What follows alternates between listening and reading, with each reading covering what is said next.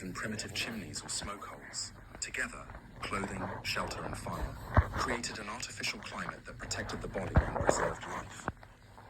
3.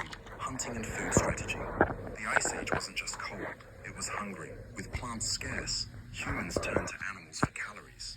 Big game hunting defined much of their diet. Mammoths, woolly rhinos, reindeer, bison, and horses roamed the frozen steppes. These animals were massive, dangerous, and powerful. Bringing one down required coordination, patience, and strategy. Humans developed techniques like ambushing animals at choke points, driving herds into ravines, or using terrain to their advantage. Injured prey was stalked for hours or days. Once killed, every part was used: meat for food, fat for fuel, bones for tools, hides for clothing. But humans didn't rely on big game alone. Small game, birds, fish, shellfish, insects, and seasonal plants were also crucial. Flexibility was key. When mammoth hunting failed, a diet of rabbits and roots might keep a group alive. Preservation was another survival tool. Meat was dried, smoked, or frozen in ice caches. This food security meant they could store surplus for winter or periods of scarcity. Search and play Blockbreaker in the Google app. Just type Blockbreaker to get into the game. 4. Social cooperation and culture. No one survived the Ice Age alone. Group cohesion was not just helpful, it was necessary. Humans hunted together, shared food, cared for the sick, raised children communally, and defended each other. Knowledge was passed down orally. When to hunt, where to migrate, how to track prey, how to heal wounds, how to read the sky.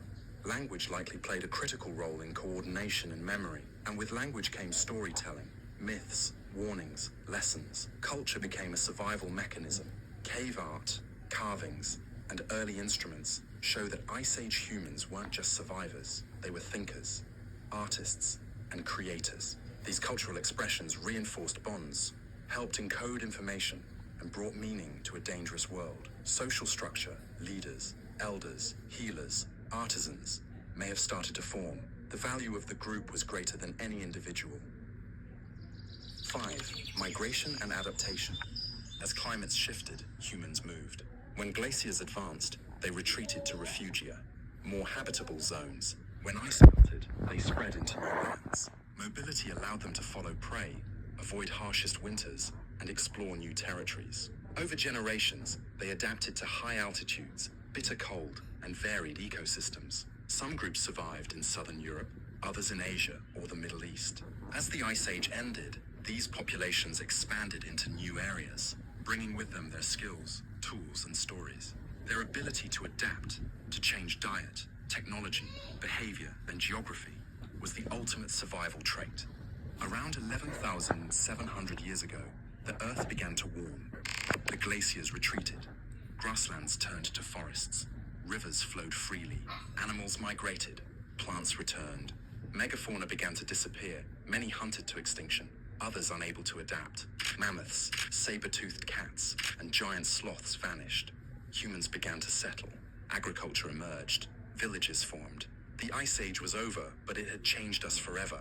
Our tools, our social structures, our myths, and our very genes were shaped by that long, cold crucible.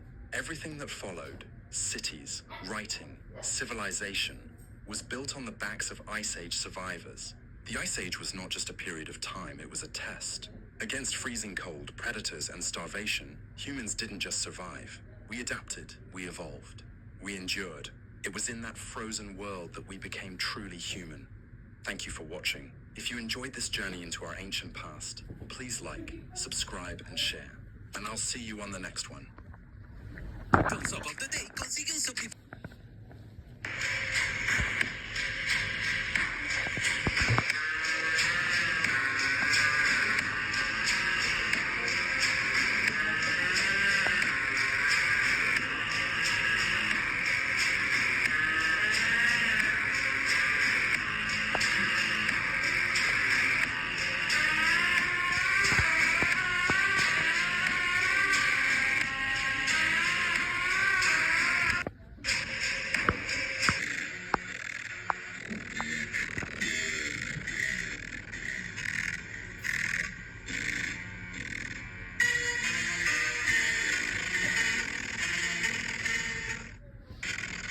skull crawler of the same size, the D-Rex, a grotesque, six-limbed mutant T-Rex, boasts incredible strength, speed,